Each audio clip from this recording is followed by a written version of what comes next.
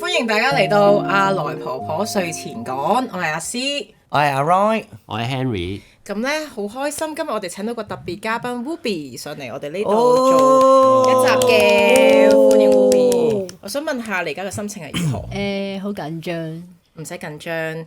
咁咧點解我哋今日會請 Ruby 嚟咧？係因為我哋想講一個都近年都好 hit 嘅一個 topic 嘅。咦？但係喺我哋未講呢個咁 hit 嘅 topic 之前，我點解有啲嘢要講下嘅喎？係啦，咁咧就係我哋咧都好多謝大家嘅支持。咁咧點解我哋又會有咁多好嘅嘉賓上嚟咧？就係希望我哋個節目越做越好啦。咁點解我哋要有一個動力咧？就係希望大家可以繼續請我哋飲咖啡咁樣。係啦，或者 follow 我哋嘅 IG Miss Granny Loy 啦，或者 subscribe 我哋嘅 Spotify 啦、YouTube channel 啦、阿來的生活。咁亦都同時間，如果你係收聽KKBox 啦，又或者係 Apple Podcast 咁都歡迎俾翻我5星好評我哋，或者可以俾翻 comment 我哋，咁我哋就會越做越好。咁今日咧話説咧，大家都見到我把聲咧唔係幾好啦，咁所以咧今日就唔係我做主持啦，而係我哋又交俾阿詩去做啦。咁其實我把聲都唔係特別好嘅，因為我哋而家就處於一個好似逆浮嘅狀態咁咧，大家都病咗嘅。好，咁咧我哋今日講咧就係 MBTI 啦。咁唔知阿 Roy 同 Henry 對於 MBTI 呢樣嘢有幾多了解咧？就係知道自己係乜嘢咯。係好唔好講住啊，唔好透露自己係咩住。唔可以爆大。唔好爆大好。我唔講得住。我最近呢一年先開始知道係乜嘢嘅一回事咯，但係我就知道有分 I 人 E 人咁樣咯。咁阿 Roy 你係咩人？而家講得㗎啦。嚇！你就叫佢唔好講嘅。係咯。好啦，唔好講。咩事啊？好想你玩嘢啊？好啦聽眾佢黐黐地嘅病毒。係啊。咁咧近呢幾年咧，其實 MBTI 就喺韓國好紅嘅，咁佢就傳咗嚟亞洲啦，咁就多咗好多人討論，特別係 Thread 啊、IG，我哋都會見到好多人去講話啊，我係 I 人，所以我咁，我係 E 人，所以點。咁我就知道，因為 Ruby 咧喺呢一方面都好有興趣，咁所以就請咗佢同大家一齊分享下啦。咁我就唔 assume 大家個人都知道乜嘢係 MBTI 啦，咁我就好快咁樣講一講 MBTI 係乜嘢啦。咁 MBTI 咧全名係 Myers-Briggs Type Indicator， 咁就係由一對母女 Catherine Briggs 同埋 Isabel Myers 喺1940年代發展出嚟嘅。咁佢哋當時咧個初衷咧係好有意思嘅。咁就係喺二戰嘅時候咧，有好多女性咧就想入職場做嘢啦。咁佢哋就想幫呢一班女人咧去揾到佢哋適合自己嘅工作。咁佢哋就 base on 一個好出名嘅心理學家榮格嘅心理類型理論，去將呢一個理論咧系統化，就發展成為一套測試。咁呢個測試咧其實先咁，即係意思係本身呢一樣嘢專係 for 女性㗎。同埋揾工咯。我揾工，即係佢本身係唔 for 男人去得知嘅。又唔可以咁講，佢想幫女性去了解佢哋嘅人格特質，去從而幫佢哋揾佢哋擅長嘅工種。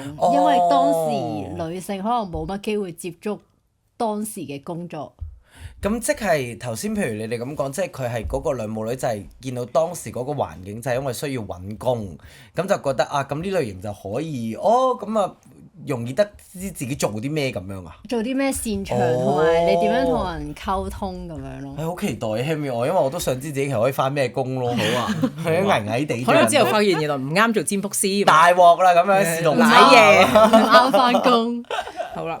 咁所以呢個測試咧，其實都已經有80幾年歷史啦。其實而家全世界咧，每年都有幾百萬人喺度做嘅，無論職場啊、教育啊，甚至感情配對咧，都有人用嘅。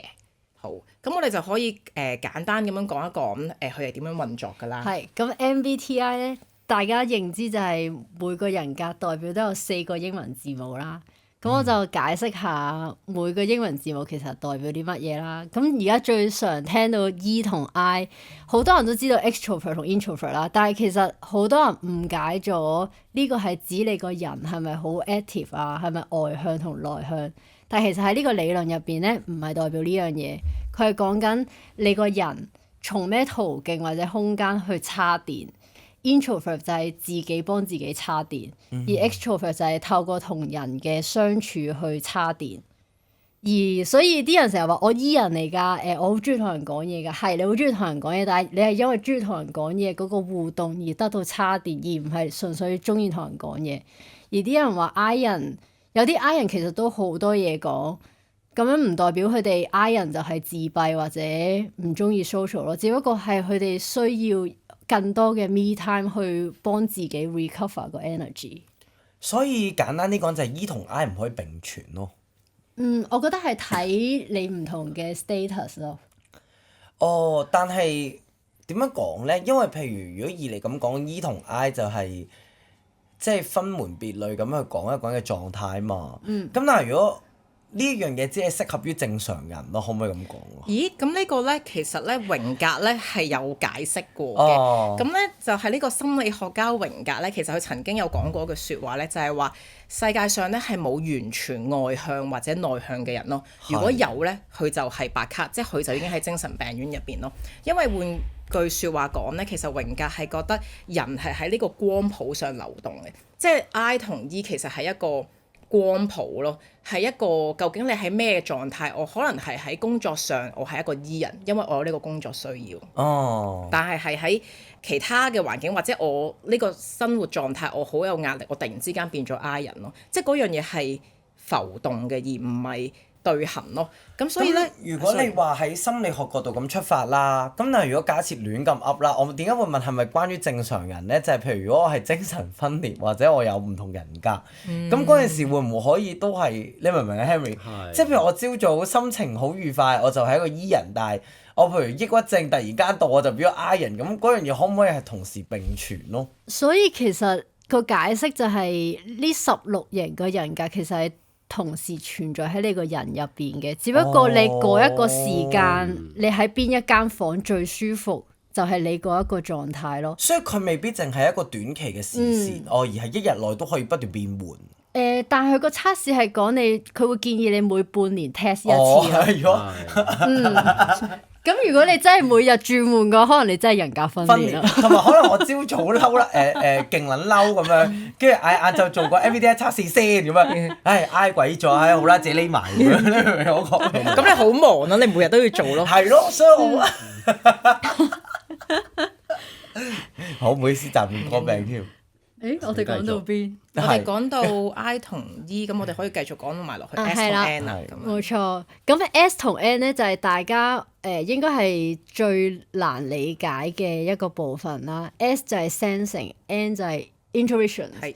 咁 sensing 嘅話咧 ，S 人就係比較注重當下啦，佢哋係會用自己嘅感官體驗去理解呢個世界嘅事。佢哋會相信自己實際睇到啦、聽到同埋感受到嘅嘢。對一啲理論性或者比較抽象嘅意念咧，係比較難理解嘅。佢哋需要一啲好具象嘅例子先會理解到嗰件事。咦？咁即係譬如我哋頭先咪有講4個英文嘅，咁呢個係擺喺第二個。哦，即係總之一開頭就係我而家咧。一開頭就一定係超乖，我有寫筆記。Henry 發緊夢啊，依然。我陣間會問你。睇住有嗰個筆記 S 係乜嘢 ？S 係 sensation 啊，好似係 sensation。sensing。咁 N 咧 ？N 係 intuition。OK。哇，咁犀利嘅。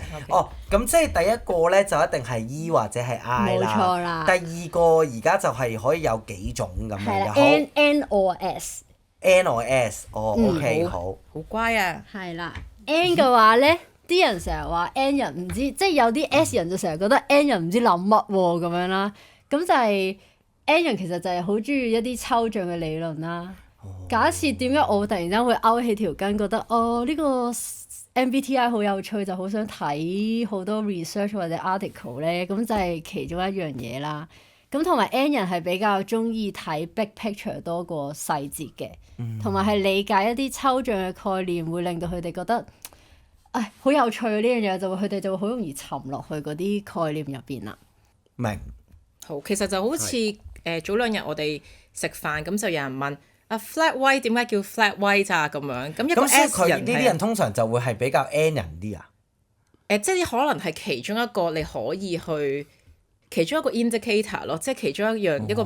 其實我哋陣間會準備咗一連串嘅問題去同大家玩下嘅情景題。係啦。正啊！應用題好期待。係另一個例子就係如果我哋望住同一杯咖啡咧，唔同 type 嘅人會諗啲咩？即係 S 人可能話佢幾好飲喎，佢杯咖啡好熱啊，或者我影相應該用咩角度？但係 N 人呢個時候就可能究竟點解會有 flat white 咧？咁原來係從澳洲嚟㗎，點解咧？點樣無啦啦會由澳洲傳到嚟英國咧？即係可能佢哋會諗多啲本身咖啡以外嘅或者背後嘅嘢咯，咁樣。好。咁跟住就到第3個英文字母啦，T 同埋 F。T 就係 thinking，F 就係 feeling。咁呢個非常容易理解啦。T 係咩話？Sorry。T 係 thinking。thinking。F 係 feeling。F 係 feeling。咁 thinking 嘅人就係比較諗嘢咯。中意做分析啦，邏輯性啲，即係會用一啲客觀嘅元素去分析同埋做決定啦。我有冇 keep 住咁偷睇我啦？寫唔寫？屌！睇你個咪得咯。緊事。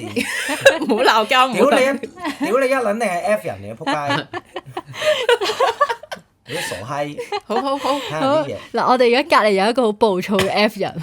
同埋佢 S 咯，肯定係嗱，唔係先，因為屌我畫到咁細，你都唔係睇 big picture 嗰啲人嚟㗎啦，咁你係 S 人啦，屌睇嗰嘢。你唔使做你。死 I 佬你走你小氣人。我係小氣人。係啊。你係 K，我知你係咩啊？你係你係 KAM 啊 IKAM 啊？你都係啊。你係超鉗啊！仆街。OK。Cam L 啊，KAML。係啊，大 Cam L。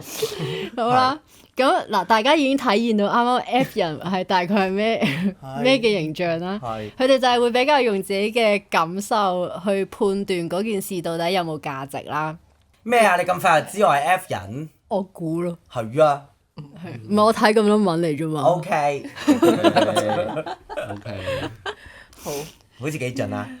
好啦，咁跟住到最後一個字就係 P 或者 J。係。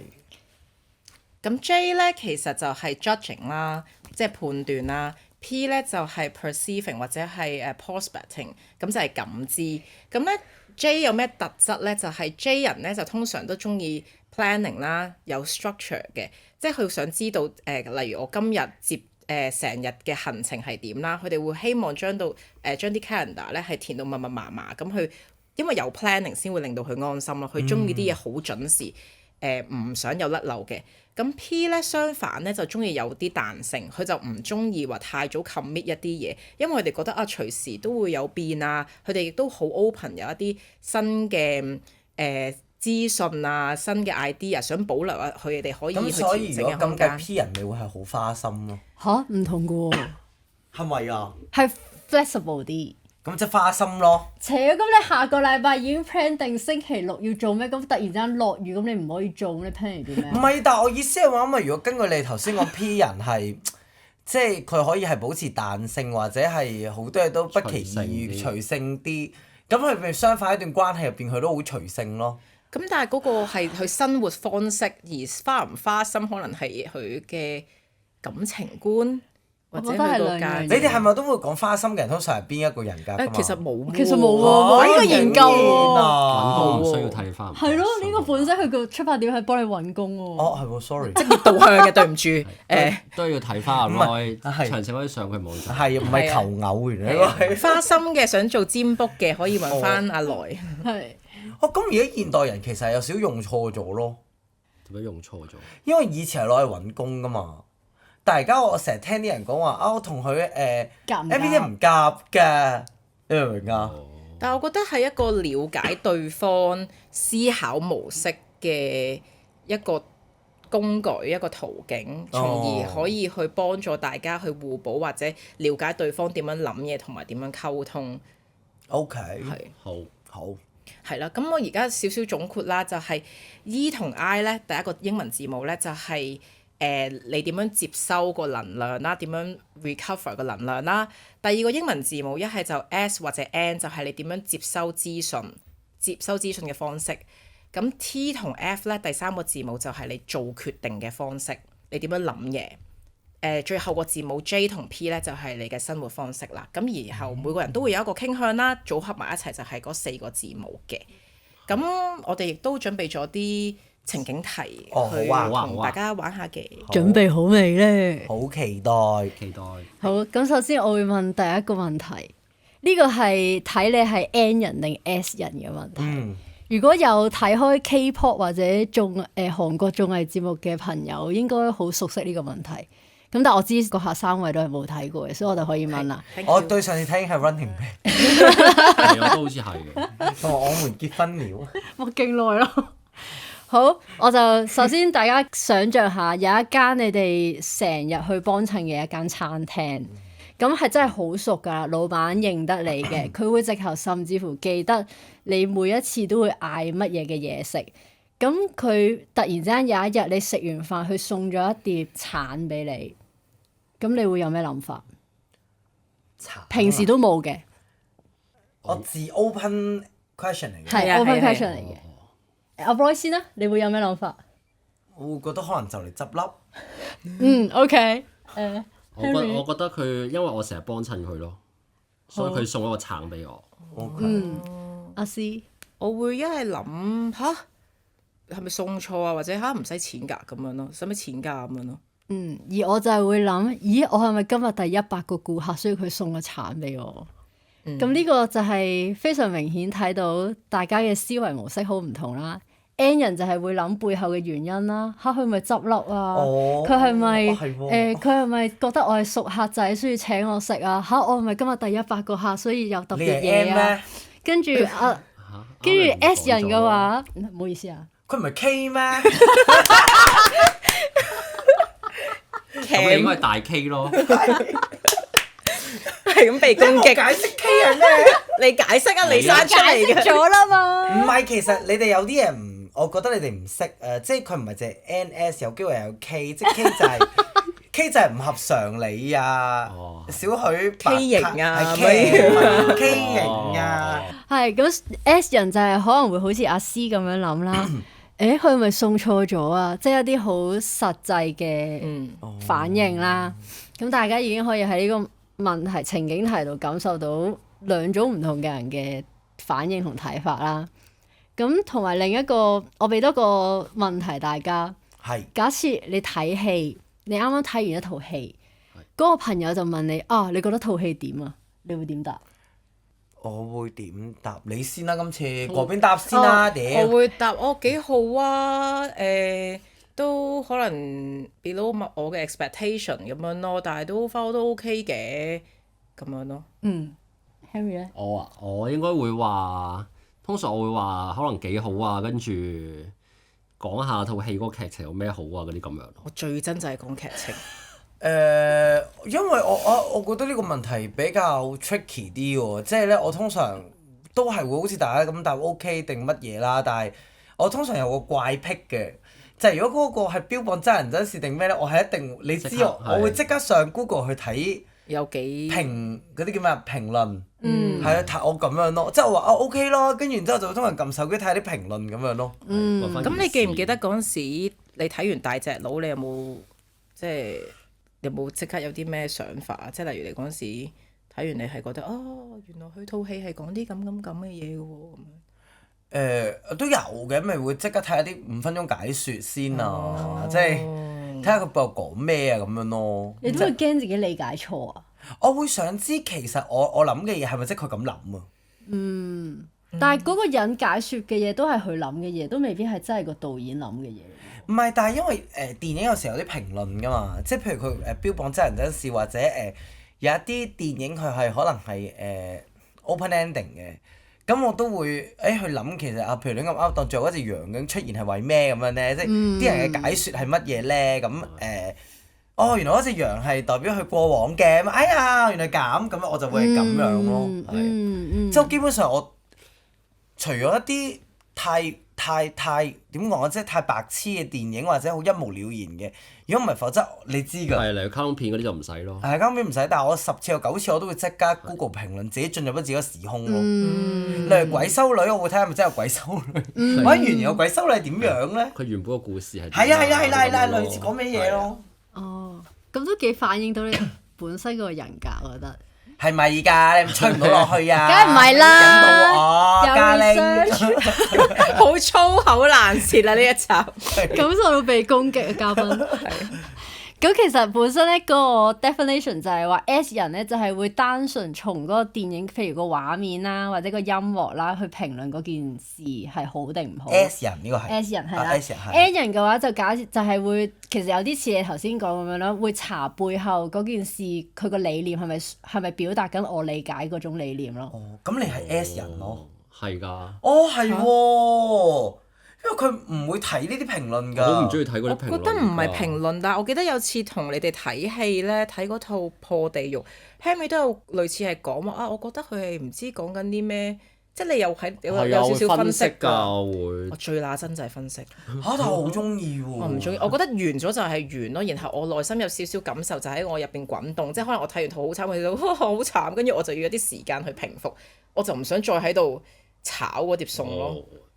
你都幾閪 OK 㗎。係啊，即係咁樣咁計，因為你係資訊性㗎嘛。嗱，我而家我 mark 低晒同你辯論㗎。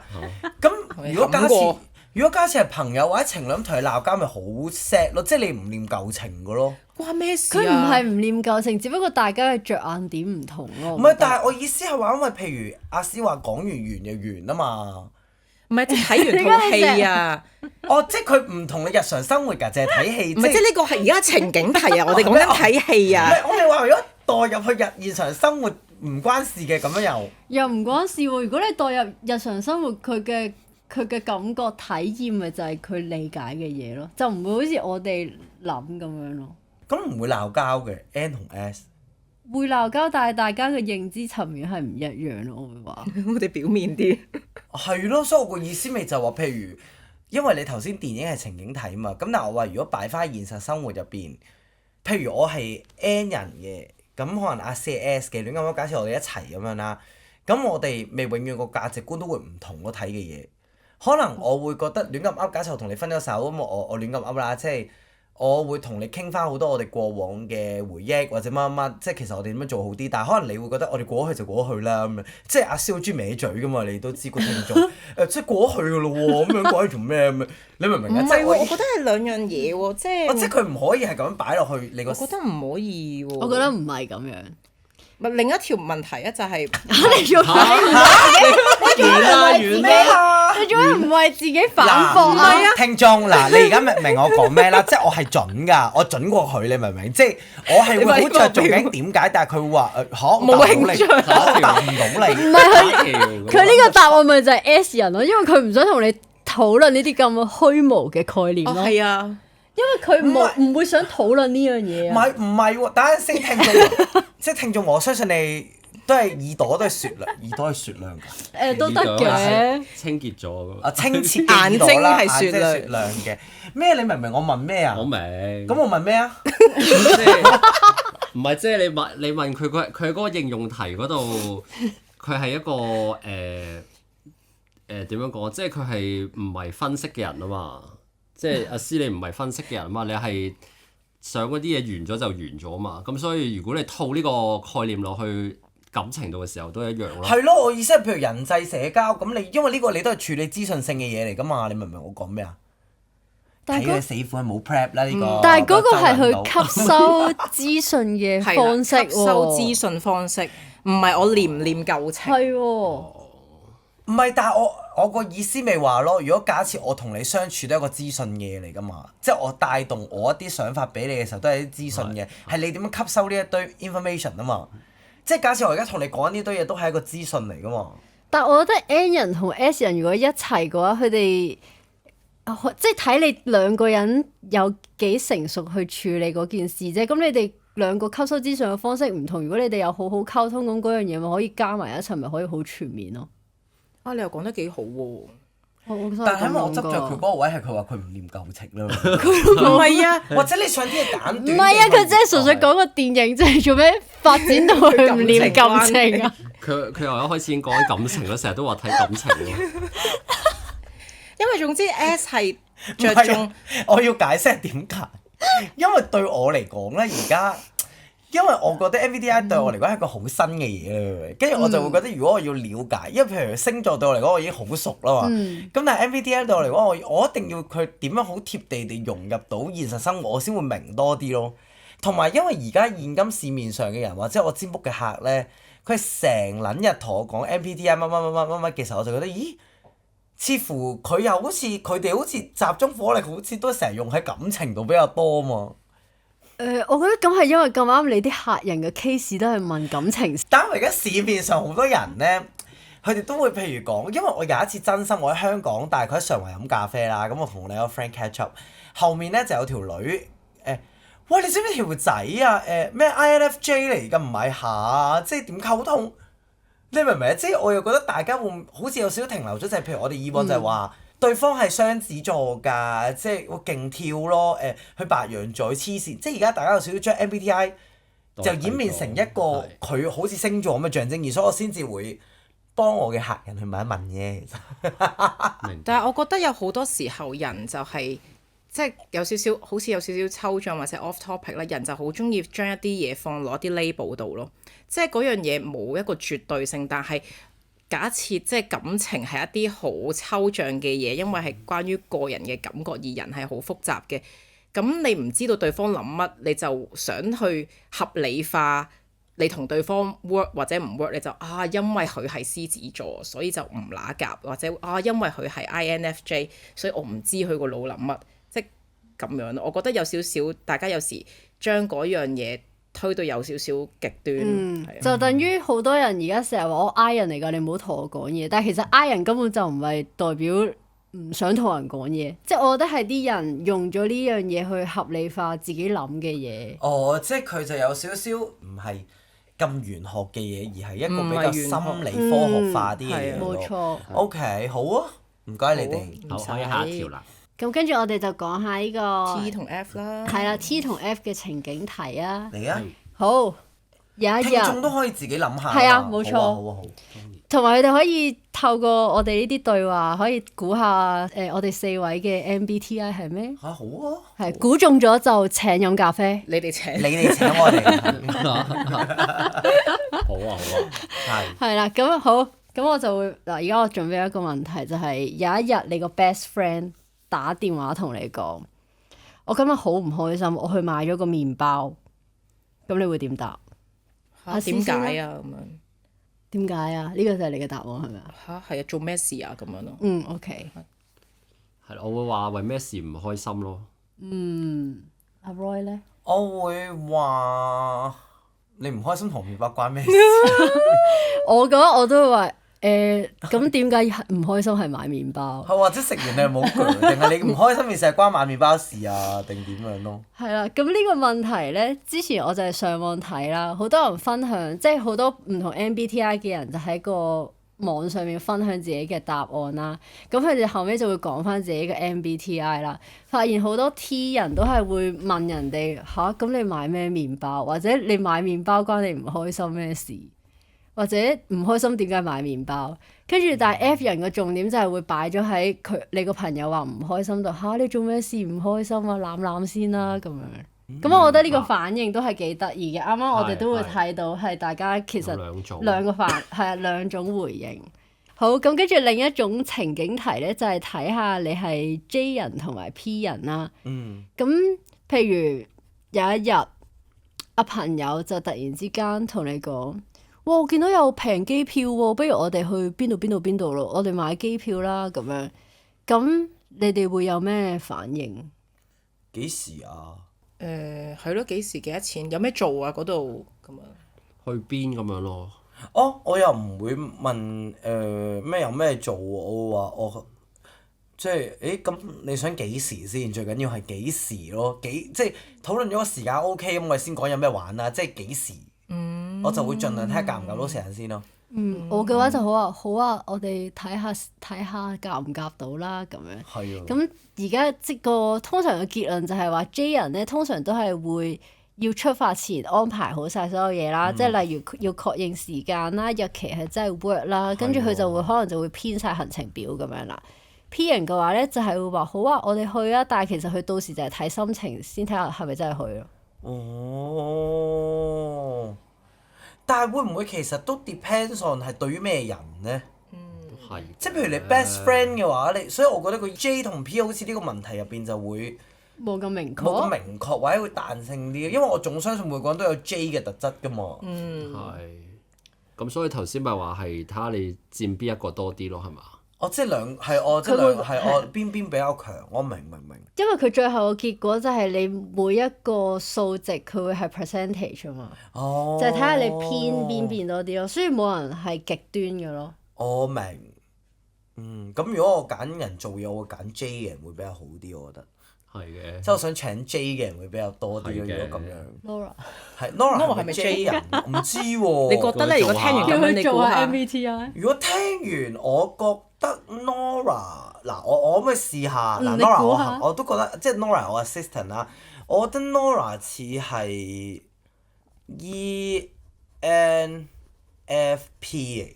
我估 INFJ。哦，你覺得係 INFJ？嚇但係你唔識咁都估到係 Nora 咯你喎。我覺得 INFJ。我聽完佢禪修嗰集，我同哦埋愛嗰集，我覺得佢係 INFJ。哦，我就覺得 Nora 似係 ENFP 嘅，係啊。哦。咁我哋等我哋嘅節目剪接之後，好啊我哋再公佈答好啊案，睇下邊個估啱。好啊好啊，就咁話，等 Nora 去錄個音俾大家而家。係啦， Nora Hi INFJ Das。咁我哋玩完一連串嘅情景題啦，咁你哋有冇覺得其實 relate 到你哋自己個 MBTI？因為其實觀眾到而家都唔知我哋每個人嘅 MBTI 係乜嘢。嗯，好啊，我覺得我哋而家俾觀眾3秒時間去諗下我哋 MBTI 係咩咯。好啊。好啊， 3、2、1，好。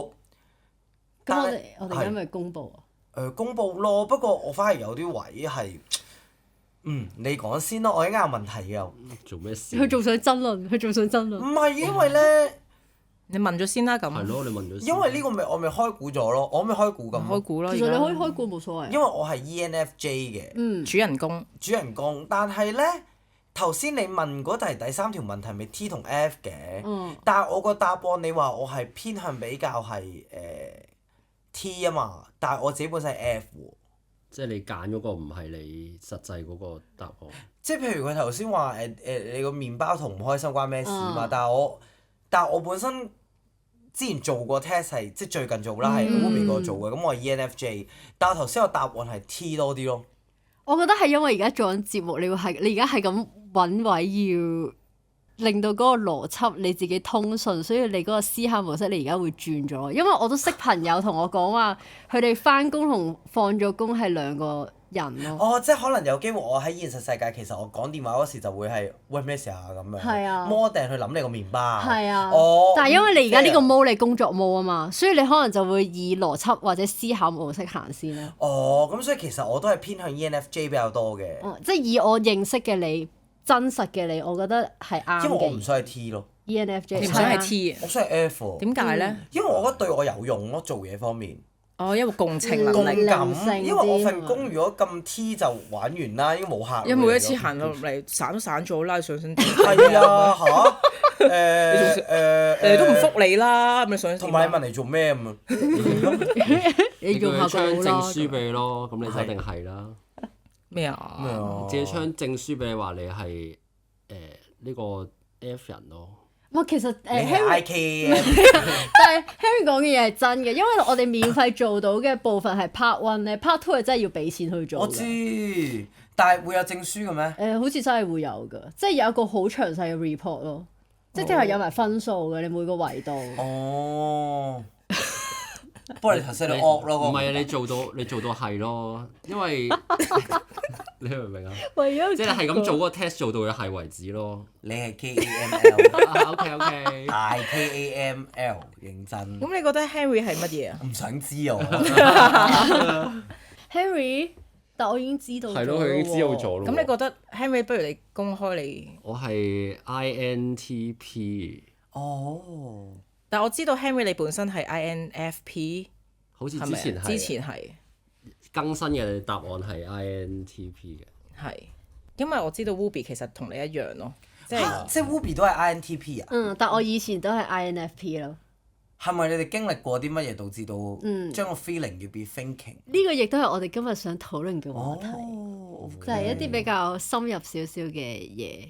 因為其實喺我認知 MBTI 嚟講啦，INFP 咧係被譽為最唔適合喺呢個社會生存嘅人種，即係人格啦。即係點解嘅？因為即係話，如果假設你係一個企業，你想請嘅人格最後一定係 INFP 咯。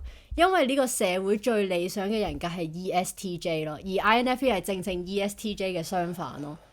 EST 嗱，睇下先，ESTJ 咁咪真係 AI 咯，其實有啲咁似係啦，就係呢個社會就係需要一啲咁樣嘅人，但係 INFP 正正係呢個社會需求嘅人嘅啱啱相反，所以佢哋你可以認為佢哋係最活喺自己世界嘅一類人，亦都係情感非常充沛嘅人啦。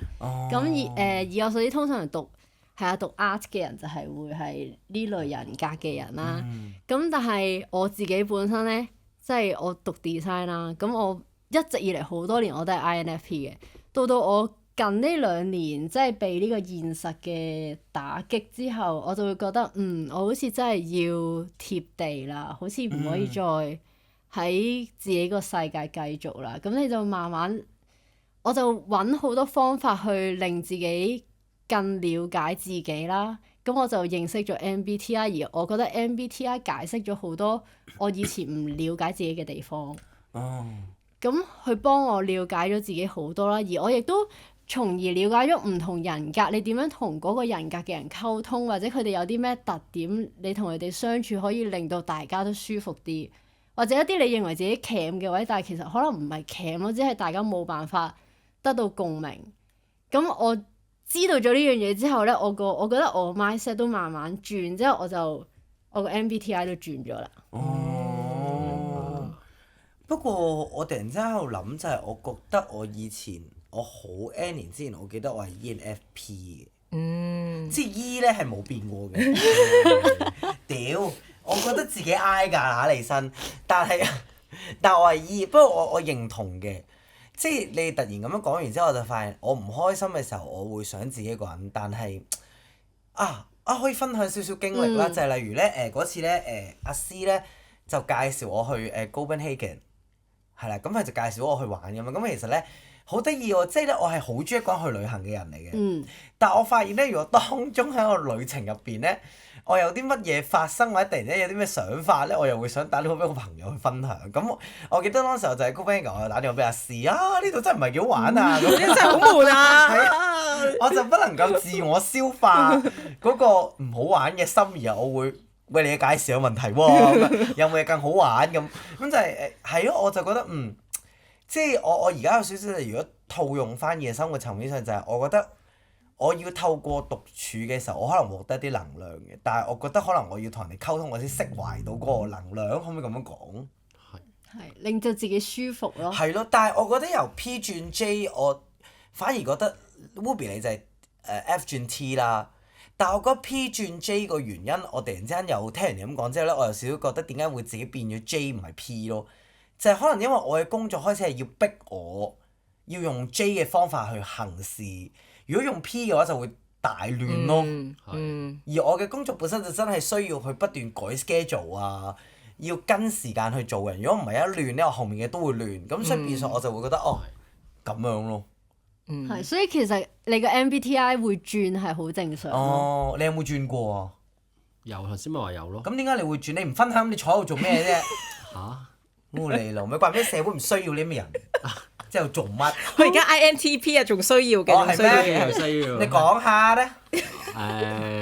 我諗都係我諗其實我唔係好知邊個位嘅，但係我諗應該都係受現實嘅摧殘咯，即係要同社會接軌咯，應該係咁，所以有啲嘢轉咗咯。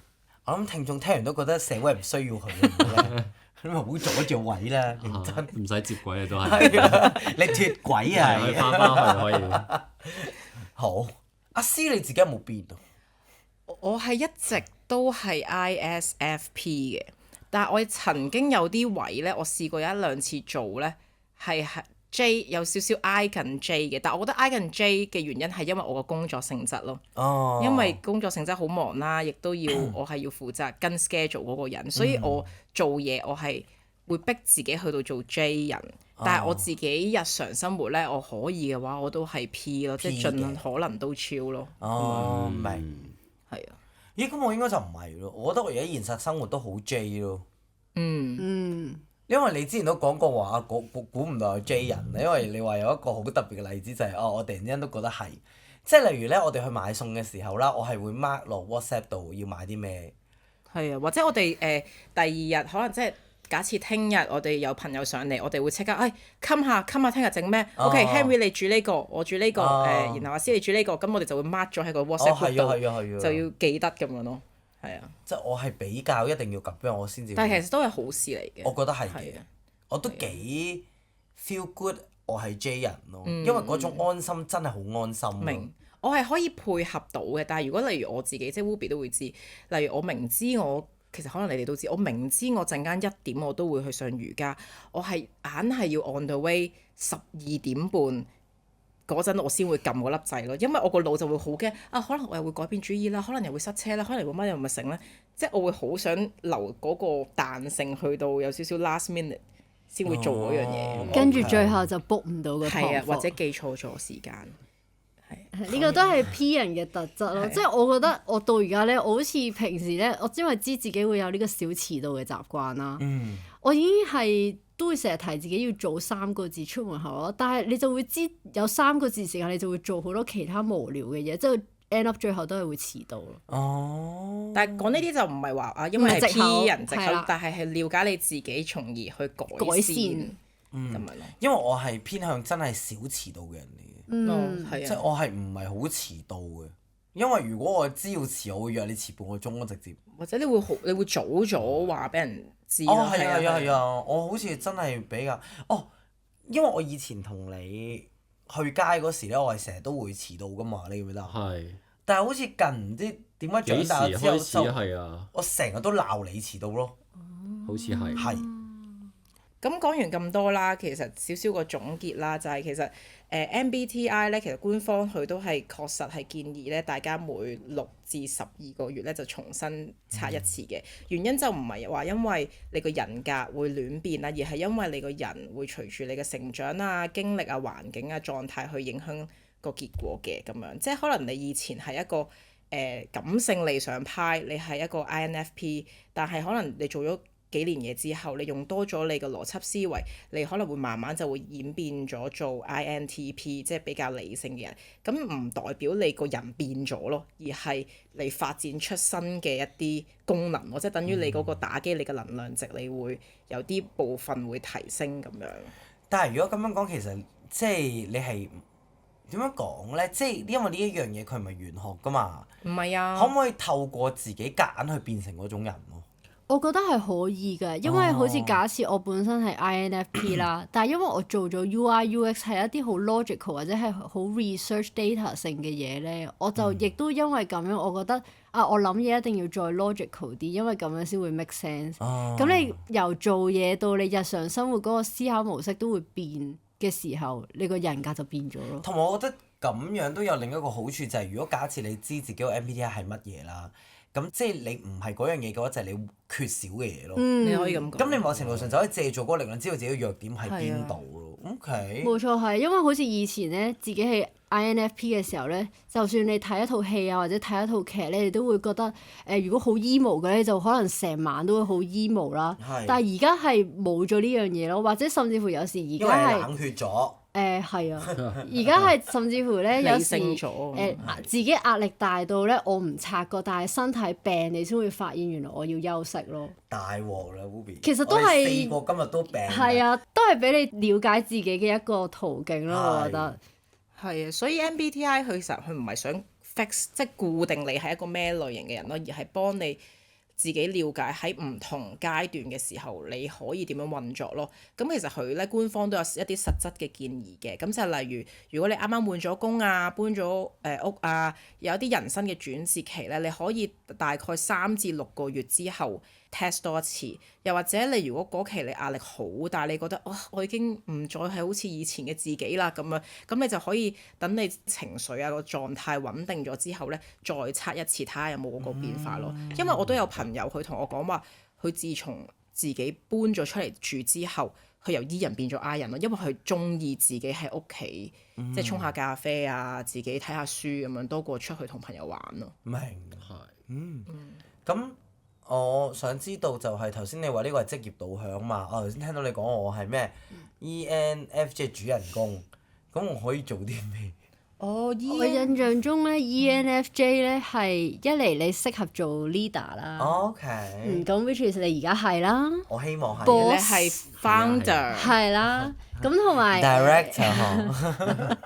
同埋係比較，因為你個性格特質係比較識得 take care team 入邊嘅人啦，所以你會係比較有同理心嘅 leader。即係你 leader 都可以有唔同類型噶嘛，你可以霸道總裁，可以好似你咁，即係懷柔嘅咁樣。懷柔政策。所以咩？懷柔即係肥人定點啊？你唔好咁敏感先。阿 Sally。係啦，咁我印象中咧個 website 係會有寫每個人格適合做嘅工種嘅。哦。所以其實係可以睇翻嘅。嗱，我哋而家用心電圖感應下先。嗱，我哋而家心入面咧有一個人啦，我就覺得咧嗰個人咧係 ENTJ 嘅。你覺唔覺啊？係咪 ENTJ 啊？你覺得佢？心電圖。即係我哋而家一齊諗一個人啦。你覺得嗰個人係咪 ENTJ 啊？頭先 Ruby 有估到嘅。有回音嗰個。唔係 Ruby 有估到，佢好似唔係。佢唔係，我記得佢提過佢唔係。哦，係啊。因為如果嗱，我哋而家係 talk 緊 shit 㗎嚇觀眾，不過咧，我哋而家四個係互相呼應。如果以佢嗰個特質，佢唔係 T 嘅，你覺得？唔係，絕對唔係咯。佢講嘢咁，即係佢係佢個 feeling 喎，但係佢個口快過佢個腦喎。咁咪 feeling 咯。哦。長知識。但係佢一定咁，你覺得佢係 P 定 J 啊？吓？但係我知道佢係咩喎？我係我咁樣講完就會爆響口啦。我要保護自己。我哋之後咪後再分享好。好，我哋繼續。好啦，係啦，大概就係咁啦。咁我哋今日就冇咁多時間分享晒成個16型人格啦。咁睇下，我希望，我覺得因為呢個 topic 都幾有趣，而我哋呢個過程咧都幾得意嘅。咁就睇下會唔會？你唔覺得咩？我覺得啊。我 Henry 咧，好快過腦，所以 F 咯，係啦。咁所以就睇下之後有冇機會再分享。但係你會唔會都可以承接講下我係主人公啦？咁我適合做嘅就係 leader 啊嘛。咁如果 Ruby 同埋Henry 你哋係我 mark 低到嘅，你哋係 INTP 啊嘛。咁你哋係適合做咩啊？就係 design art。真係嗰啲類似 architect 啊，data analysis 啊。OK。係嗰類型嘅嘢，或者係做發明家。即係嗰啲要深入研究某一個特定範疇嘅人，因為我哋呢個人格係好中意研究嘢嘅。咁你哋個名叫咩啊？我係主人公，你哋咧？發明家咁樣，邏輯學家或者思考者。哇！好似好勁。咁思你咧，你個朵係咩啊？思勁啊！如果係就係探險家，一係就藝術家，但係我覺得同我個人唔係好貼切嘅，因為咧ISFP 咧，佢個公仔係一個真係好似一個畫家咁樣拎住即係嗰個畫盤咁樣啦。咁佢就話其實我個典型特質就係好 chill 啦，好 live in the moment 啦。好受環境氣氛影響啦，即係如果個地方令我 feel good，我就會開心啦；如果唔係，我就會好想走啦。同埋我亦都對美感、色彩、音樂質感呢啲感官上嘅嘢係好敏感嘅。Sorry，CC 你係 ISTP 啊 ？FP。ISFP 係啦。咦？咁其實某程度上我知點解我哋咁 friend 喎。因為你係嗱，我用翻 Ruby 嘅邏輯學去講，因為 Ruby 同埋，sorry，CC 你係 ISFP 嘛，咁我係 ENFJ 嘅話，其實我哋互補咯。咁所以 that's why 我哋之前一齊去波蘭旅行都幾唔錯，除咗你影相好差之外，係我承認嘅，所以我都唔知抽象派，所以我都唔知點解係藝術家咯，即係但係我就係咁樣咯，我見到嗰張相，我自己都覺得好核突，但我唔識得執行咯。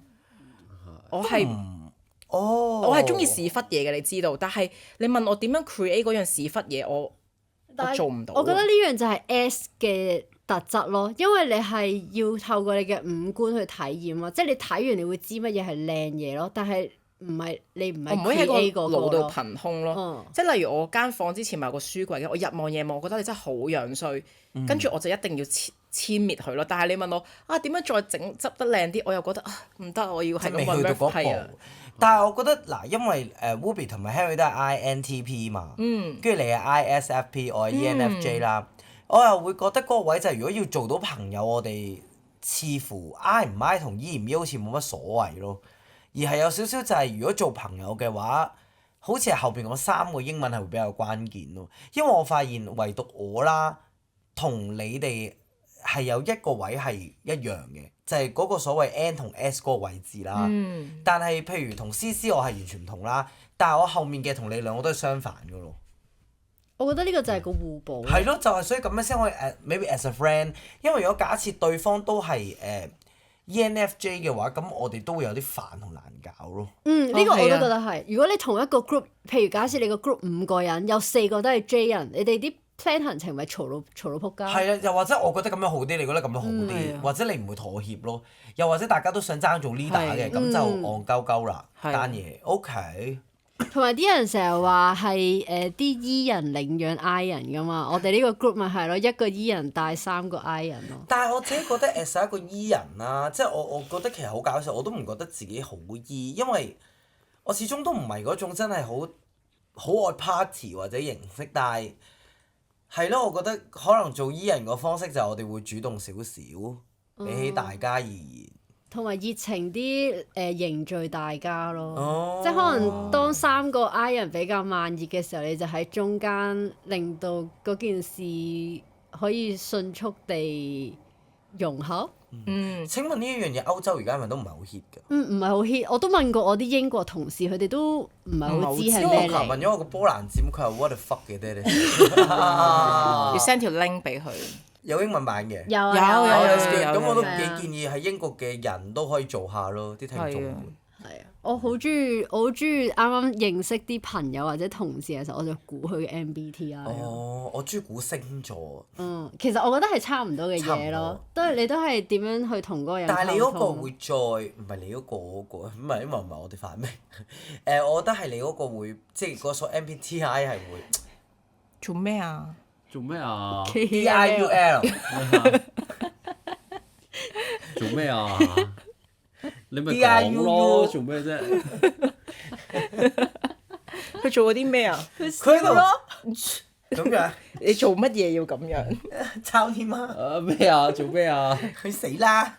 社會唔需要你咯，係 OK，就係咁咯，冇嘢啦。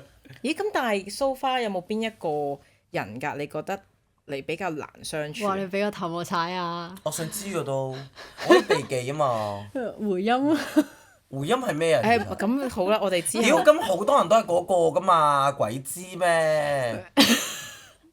做咩去 KAML 嘅都係。可能係。算啦，唔講啦，唔好講啦，我哋咪後講啦係啊好啦 OK，好啦好啦。好啊，咁你有咩補充啊？冇啊，冇補充啊，我覺得好好啊，係咯。咁諗睇下下次揾機會睇下有冇時間再講其他嘅人格。好啊，我覺得呢樣嘢應該今日都只係一個好簡短嘅論述係啊咯係啊係同埋都想試下，因為其實呢個都有少少關於我諗如果大家聽眾有聽開我哋嘅即係唔同主持講嘅 podcast，其實大家都有各自嘅 style 嘅。當我哋做上一集嘅時候，我係好明顯 feel 到嗰個分別咯。因為阿 Roy 有時係你講嘅 topic 咧係好中意，可能例如講愛啊，又或者講一啲、即係 drill 落去一啲哲學性嘅嘢嘅。但係去到可能我自己 host 嘅嘢咧，可能有啲聽眾未必會中意，但係我就反而揾一啲資訊性多啲，即係一啲我自己會去睇，即係其實都好反映我哋平時個腦諗乜嘢咯。明係啊係明啊咁樣咯。唔緊要啊，都好多人唔中意 Henry 嗰啲。誒唔可以，我唔係講呢樣嘢，係呀，係啦。冇所謂㗎，我都照講㗎咋。係啊，因為 Henry 係一個 T 人，我佢唔想 care。人 OK。係咯。好啊，咁我哋今日嘅分享喺呢度啦，咁亦都好再一次多謝 Ruby 上嚟同我哋一齊玩啦。 Thank you。耶！希望令到大家知道 MBTI 唔係真係純粹一個 label 咯，係可以幫到大家了解唔同嘅人。同埋係咯，即係如果聽眾們都中意我哋，唔係成日淨係想見到我哋三個人啦，即係想見到多啲嘉賓嘅話，其實都可以同我哋講咁。係啊，其實我哋真係好努力咁去邀請，因為大家都知道其實做 podcast 呢件事咧，其實即係我哋嘅收入唔係好多，係我哋用 extra 嘅時間真係去揾啦，咁所以其實真係好有一個 F 嘅心咯，我自己覺得，即係 feeling 行先，即係都係啊，係啊，即係因為呢件事始終真係唔係我哋咩賺唔賺錢，而係真係大家都攞個心出嚟玩咁，所以係咯，有你哋嘅支持或者 follow、subscribe 同請我飲咖啡，其實我哋都會更加努力去做更加多好嘅節目俾大家睇啦。咁亦都希望唔係我 host 嘅節目入邊咧，其實 CC 同埋 Henry 都真係好努力咁做好每一個節目啦。咁而我哋都相信我哋會越嚟越好啦，好冇？好咁我哋希望不久嘅將來，我哋好快就會再度見面啦。咁同埋咧，我哋呢個組合嘅形式咧，暫時就會告一段落先嘅，因為我哋之後就會線上見面，我會翻香港去即係去尋找另一條路徑啦。咁我哋到時候再睇下拍片嘅形式點樣俾大家睇到咯，好冇？好，好，咁我哋咧希望下一次就同一個時間再見大家啦。咁啊，同觀眾講聲，拜拜拜。